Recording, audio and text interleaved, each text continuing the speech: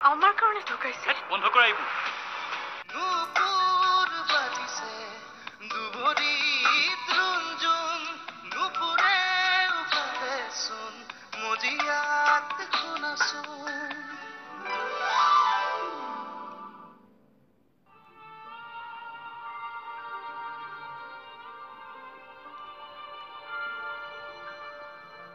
নুপুৰে সেইখন ঘৰলৈ উভতি গৈছিল তাইৰ গৰ্ভত থকা সন্তানটোৰ বাবে। এতিয়া দেখোন সন্তানটোৱে নাই। পুনৰ উভতি যাবনে? নুপুৰক উভতাই পঠোৱা সিদ্ধান্ত যে ভুল আছিল সেইটো উপলব্ধি কৰিছেনে? মোক অলপ সময় দিয়া, মই চিন্তা কৰিছো। আৰু মানৱ, তুমি যে এইবোৰ কথা চিন্তা কৰি আছা, তোমাৰ অলপো দুখ লগা নাই? আই ঢুকুৱাৰ বাবে?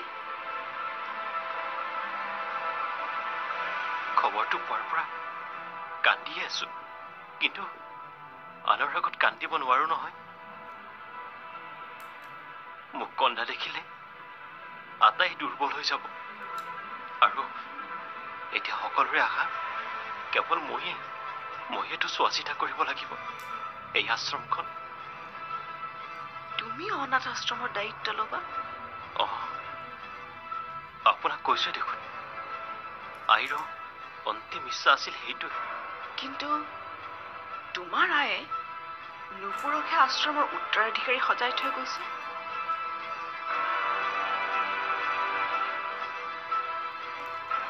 নুপুৰে অকলে কেনেদৰে পাৰিব? তাইক সহায় কৰিবলৈ কোনোবা এজনটো লাগিব। নহলে আজিৰ যুগত মোৰ দৰে নিস্বাৰ্থৱান লোক ক'ত আছে? নিস্বাৰ্থ?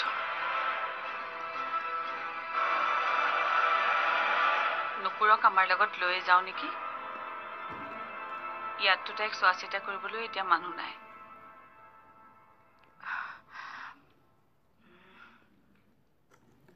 এৰা, লৈ যাওক। আপোনালোকে তাইক ভালদৰে চোৱা চিতা কৰিব। হ'ব।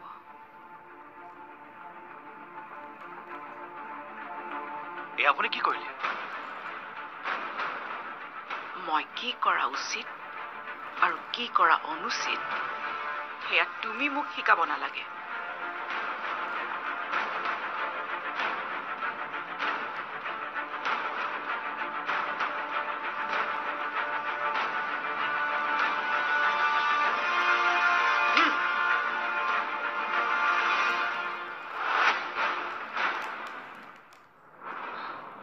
তুমি দেখিছানে? কি?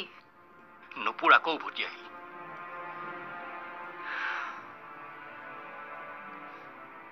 ঘৰলৈ নাহি কলে যাব? ক'ত যাব মানে? বুঢ়ীজনী দেখোন মৰিয়ে থাকে। থাকক গৈ আশ্ৰমতে। অনাথ আশ্ৰমত চোৱা চিতাৰ কাৰণে মানুহ নালাগিব জানো?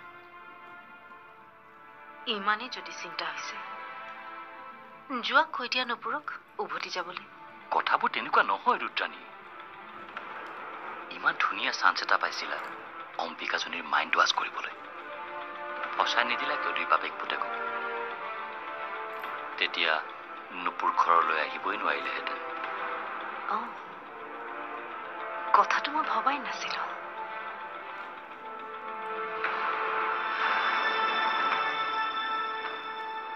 ৰবা, কাক ফোন কৰা? অম্বিকাক। এনেদৰে নহয়। অম্বিকাক ভালদৰে বুজাবলৈ হলে এটা সুন্দৰ কাহিনীৰ প্ৰয়োজন হ'ব। কাহিনী? চিন্তা নকৰিব। কাহিনী মই লিখিম। তুমি কেৱল সংলাপবোৰ পাঠ কৰি গ'লেই হ'ল।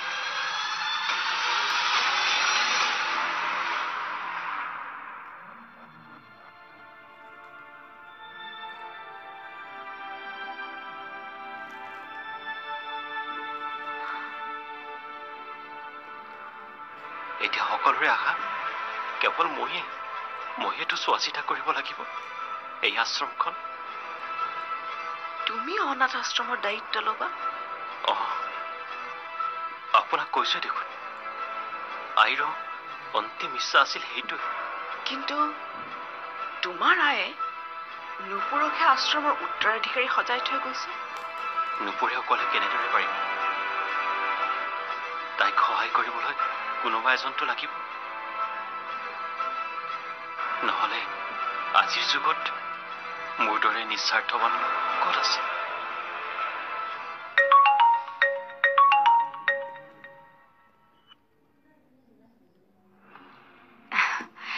বাইদেউ, কোৱা ৰুদ্ৰাণী।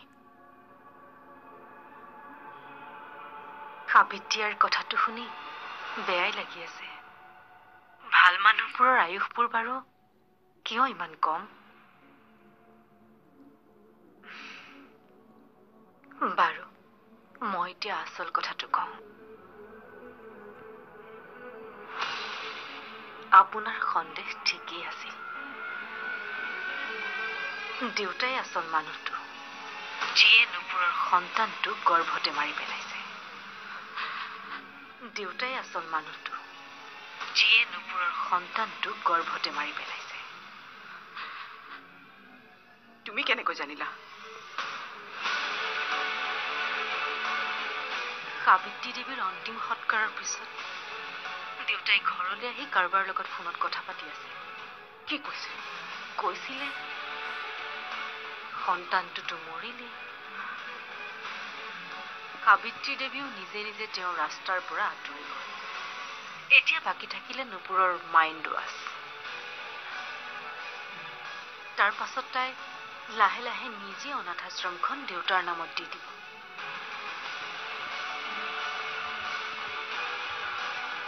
লগতে আপোনাৰ কথাও কৈছিল।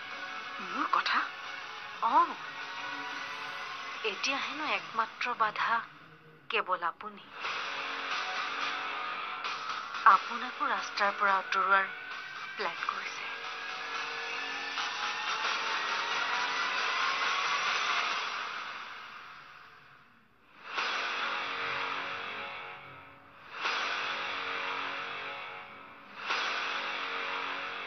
সাবিত্ৰী দেৱী নুপুৰৰ দুখত ঢুকুৱা নাই।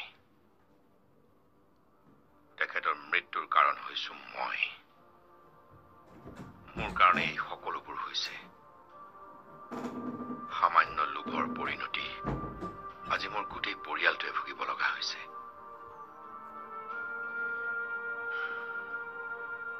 মই বহুত ডাঙৰ পাপ কৰিছো অভি।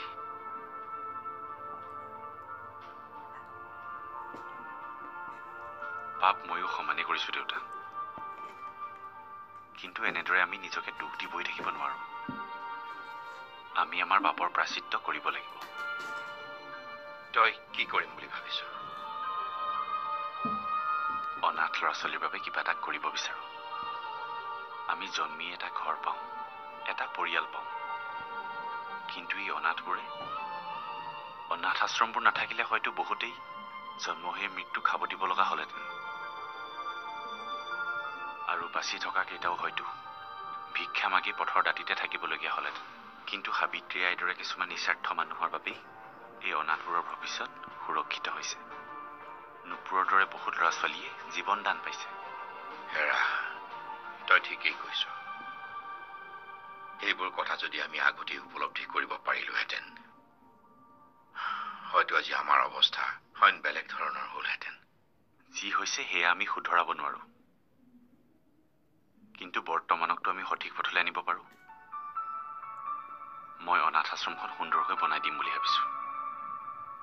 কেৱল সেয়াই নহয়, অনাথ শিশুবোৰক বিচাৰি আনি আশ্ৰমত ৰাখি সিহঁতৰ ভৱিষ্যত গঢ়িম।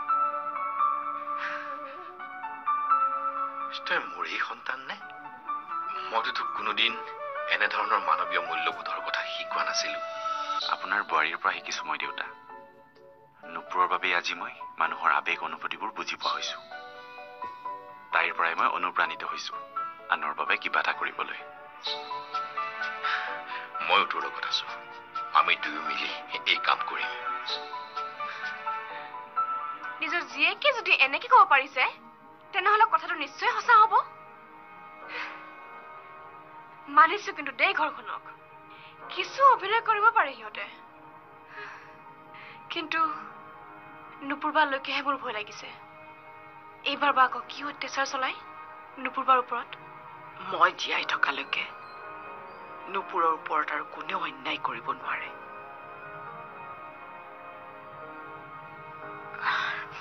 এগৰাকী সমাজ সেৱিকা হিচাপে মই সেইটো হ'বলৈ নিদিওঁ। তুমি কি কৰিবা মা?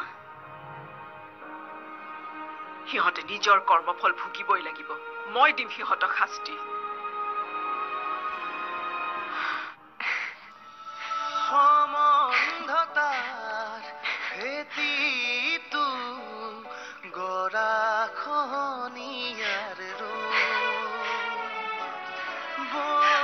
বৈধতাৰ তোলাচনীত নিজকে জুখিবাচোন।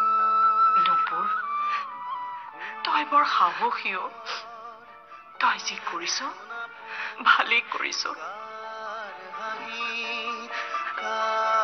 সপোন নিজকে সুধিবাচোন।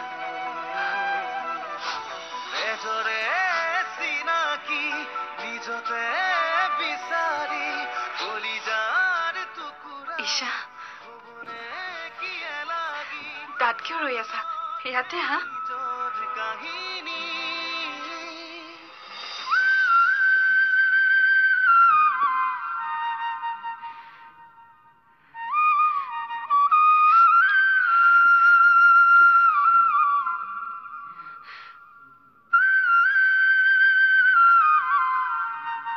মামী, তুমি মোক মাৰিছিলা। মই বাগৰি পৰি ইয়াত দুখ পাইছো। তোমাৰ গা বেয়া আছিল ন মামী? সেইকাৰণে মোক মাৰিছা।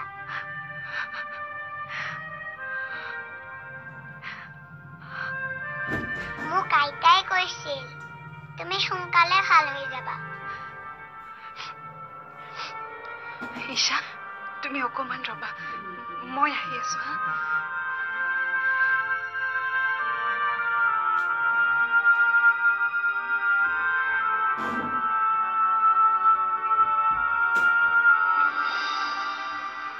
মা, নুপুৰ, কি হ'ল তোমাৰ? চাহ বহাচোন, বহা। চাহ।